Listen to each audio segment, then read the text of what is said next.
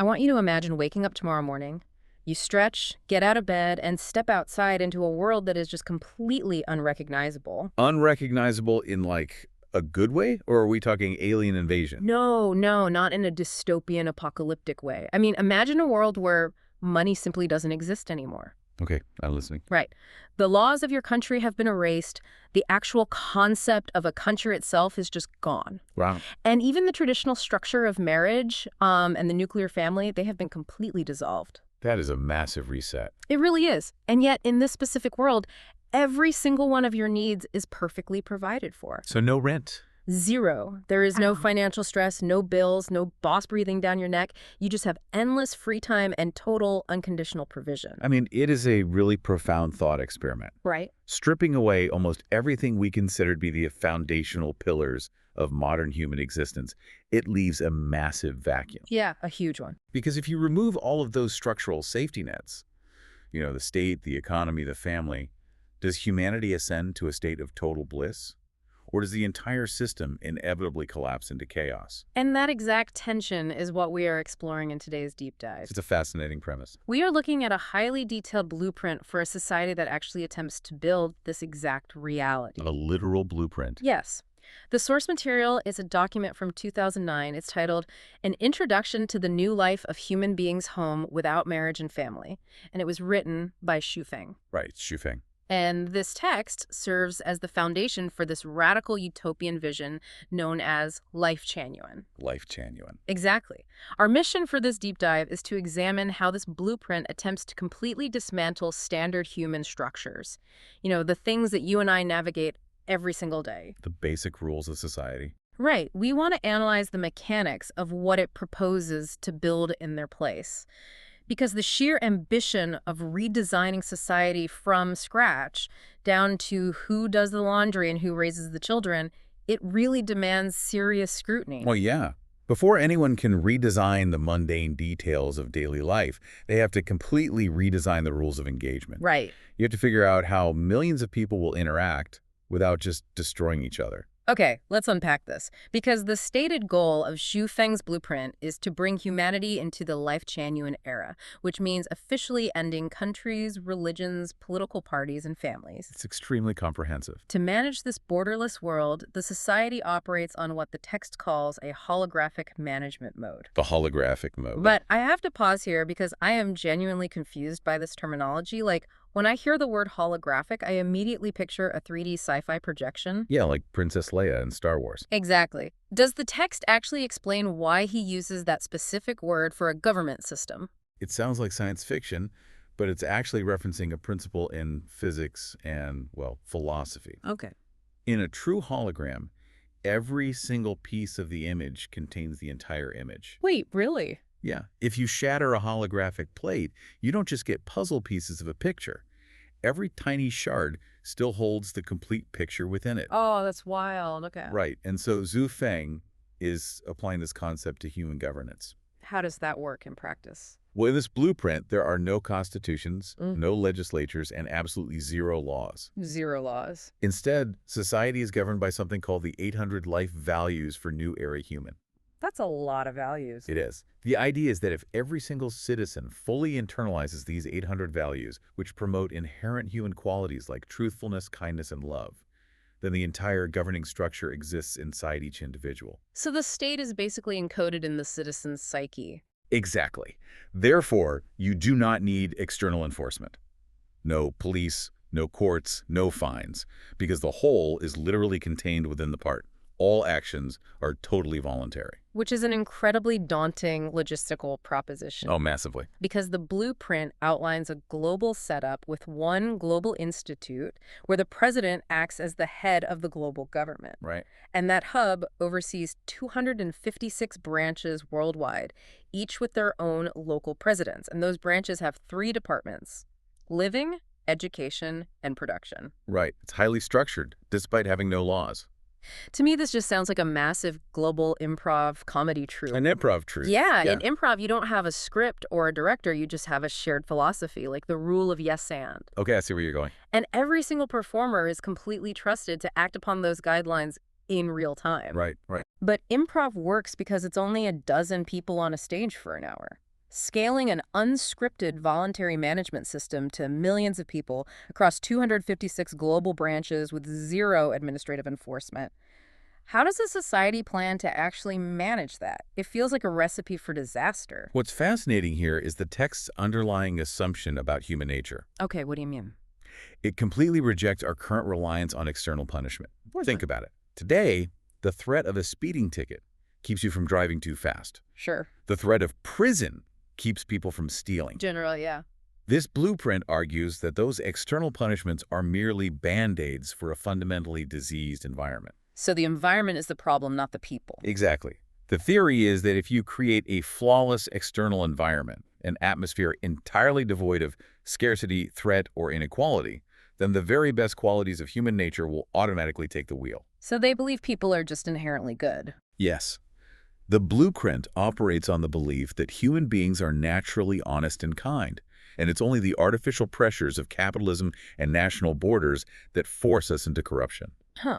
So if everyone naturally operates from a place of love, a legal system becomes totally redundant. The environment itself acts as the law. But if there are no laws to mandate behavior and no state to collect taxes, how does this society actually manage its physical resources? That is the big question. Because someone still has to pave the roads, grow the food, and, frankly, foot the bill. The blueprint addresses this through a core principle of property, which they define as having nothing but having all. Let's look at the having nothing part first, because there is absolutely zero private property in the Lifechanyuan vision. None at all. Everything belongs to the collective community, and the members, they're referred to as the Chanyuan Celestials. Right, the Chanyuan Celestial. You don't own the house you sleep in, you do not own the clothes on your back, and you certainly don't own a bank account. No personal wealth whatsoever. But the flip side, the having all, is that the community unconditionally covers your entire life cycle. Cradle to grave. Exactly. From birth until death, every single expense is just handled by the branches. And the mechanism to sustain this endless provision is a highly specific labor model. Right. Let's talk about the work life. Everyone in the society works exactly 6 hours a day. 6 hours. Not bad. Not bad at all. And rather than being assigned a career by some bureaucratic committee, individuals choose their job based purely on their own hobbies and specialty. The blueprint insists on extreme hyperspecialization, though. Yes, very extreme. Like cooks only cook, cleaners only clean, production workers only produce. You only do one thing. But you do get to set your own schedule. You could sleep all day and do your 6 hours of coding or gardening at 3 in the morning. Total flexibility. But I have to push back on the economic reality presented in this document. I figured you might. The blueprint explicitly states there is no strict accounting system and no supervision over spending. That's what it says. It literally claims that whatever time or resources a person needs, they can simply spend. Wait, unlimited spending, taking whatever you need, and no strict accounting system. Right. How does this society prevent itself from going bankrupt instantly? I mean, human nature suggests that if you remove spending limits and oversight, people will instinctively just take more than they need. It certainly contradicts every economic model we use today. Yeah, to put it mildly. But to grasp how this society functions, you have to look past modern economics and examine the psychology of post-scarcity. Post-scarcity psychology. Okay. Consider why people hoard money or resources right now. It's driven by an underlying persistent fear. Fear of running out. Exactly. We accumulate wealth to protect ourselves against future lack. Like, what if the economy crashes? What if I get a catastrophic illness? We stockpile resources because the current system guarantees that if we fall, no one will actually catch us. Precisely. But if individuals truly, deeply believe that their needs will be met unconditionally forever. Which is what the branches promise. Right. If the community consistently proves that you will never go hungry, never lack shelter, and never be denied care, that panic-driven urge to hoard or overspend or exploit the system simply vanishes. Oh, I see. The blueprint relies on the psychological shift that occurs in a state of guaranteed abundance. If you know the dining hall will always have food, you don't stuff your pockets with bread to hide under your mattress. That actually makes sense in a weird way. The anxiety that fuels greed is structurally eliminated, which supposedly naturally regulates consumption. Removing the survival panic makes sense in a theoretical psychological framework. Like, you could maybe convince people to give up their television or their private bank account if you promise them endless security. Right. But this blueprint requires the surrender of something infinitely more personal and complex. It demands the complete dissolution of the nuclear family. This is arguably the most radical and challenging departure from traditional human structures in the entire text. The source material is remarkably blunt about this. It dictates that supporting seniors is no longer a personal matter for sons and daughters. Yeah. And nurturing children is no longer the personal responsibility of parents. It is entirely unified under the community. The society just takes it completely over. And as a result, the interpersonal dynamics fundamentally shift. Everyone in the society treats each other as a brother or a sister. Sibling dynamics for everyone. Except for direct, immediate blood relations, like a biological mother and daughter. Otherwise, the entire society is locked into this absolute equality with no superiors or inferiors, no hosts or guests. Right, no hierarchy. Here's where it gets really interesting, though. When it comes to love and sex, the text describes it as a precious gift from the greatest creator. A very poetic phrasing. It is! It calls it a dance of two hearts with the same tempo. Wow. And the rule is, as long as there is mutual attraction, absolute sexual and romantic freedom is encouraged. Total free love. Without any interference or gossip. The society is essentially applying the concept of open source software to human relationships. Open source software. That's a fascinating way to put it. Well, think about it. In open source coding, anyone can contribute and anyone can engage, but no single person owns the software. The ownership model is entirely removed from the concept of intimacy. But how does the text justify taking child rearing away from parents? If we connect this to the bigger picture, taking child rearing away from parents is the necessary mechanism to destroy the very concept of possession. How so? The blueprint identifies marriage and the traditional family unit as the ultimate root causes of jealousy, inequality, and tribalism. But you're fighting millions of years of evolutionary biology there. The drive to protect, prioritize, and raise your own offspring is primal. It is primal. Asking human beings to view a stranger's child with the exact same level of devotion as their own biological child seems utterly disconnected from how human bonding actually functions. Su Feng argues that this primal biological drive is exactly what fractures humanity. Families inherently create an us versus them dynamic. Because you protect your own. Right. A family is essentially a micro-fiefdom. You will always prioritize your child's success over a stranger's child. You will hoard resources to ensure your spouse is comfortable, even if the neighbor is struggling. That's true. By dismantling that isolated unit and expanding the definition of family to include every single person in the community, the blueprint attempts to dissolve tribalism entirely. So if no one belongs exclusively to anyone, no one can be hoarded. Exactly. And conversely, by making everyone family, no one is ever left isolated. You don't have to worry about dying alone because the entire society is structurally obligated to be your family. And this philosophy of non-possession extends directly into the romantic relationships, too. Because while romance is free, jealousy is strictly forbidden. Right. The concept of possessing another person, occupying their time exclusively, or envying their interactions with others, it explicitly violates the core values.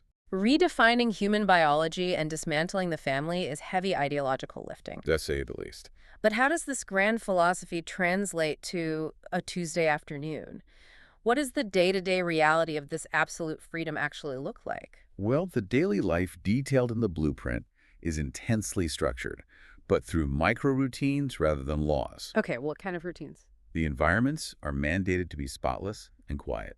You are given a private, bright bedroom. Sounds nice. It does. But there is an extreme rule regarding privacy.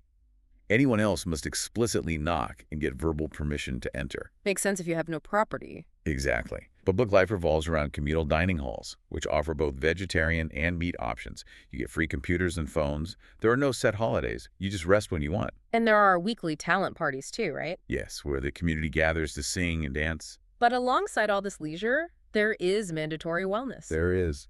Every single person is required to do at least 1 hour of collective spirit and mind purification study daily.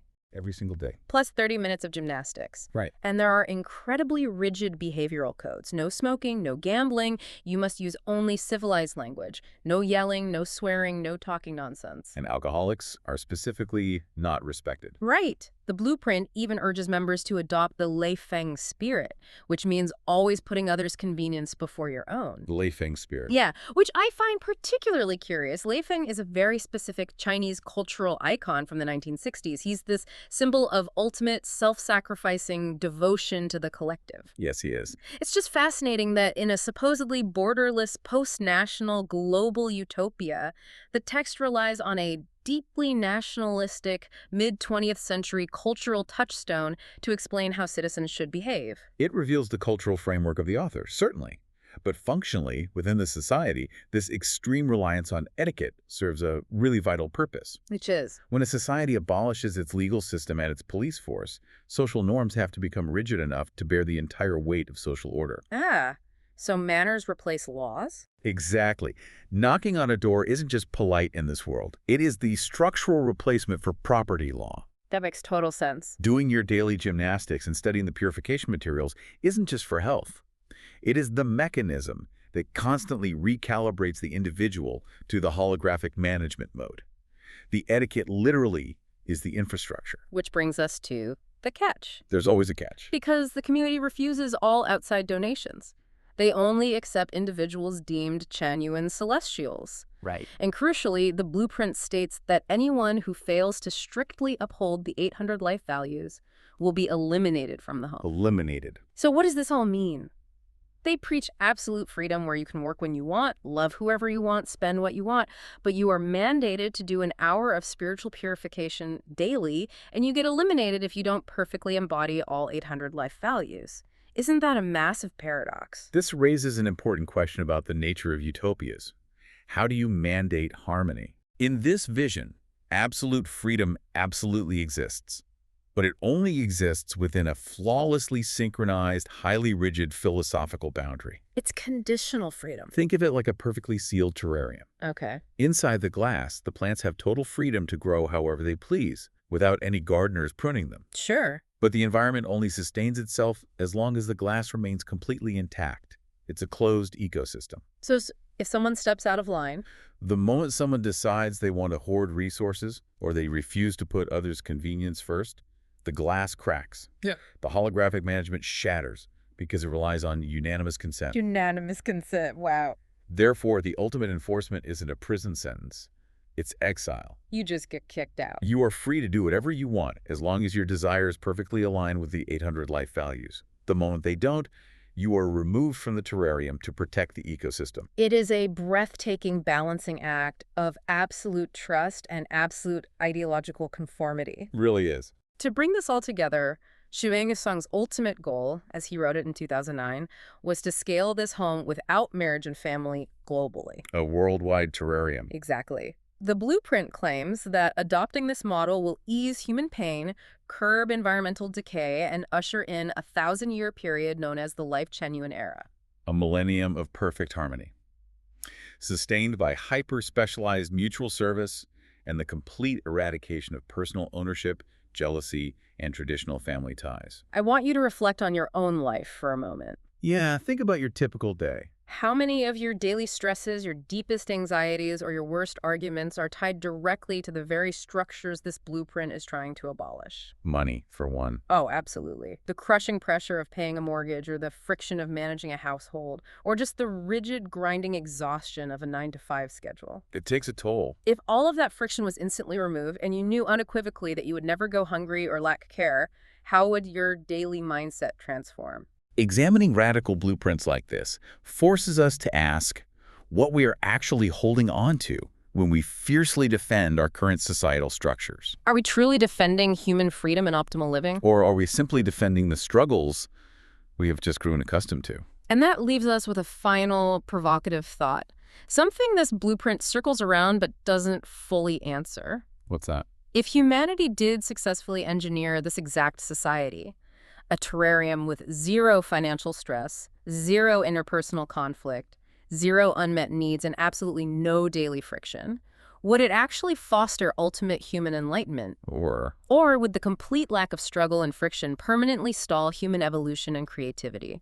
If you wake up in a world where every need is met and there is absolutely nothing left to fight for, what do you actually do with the rest of your life?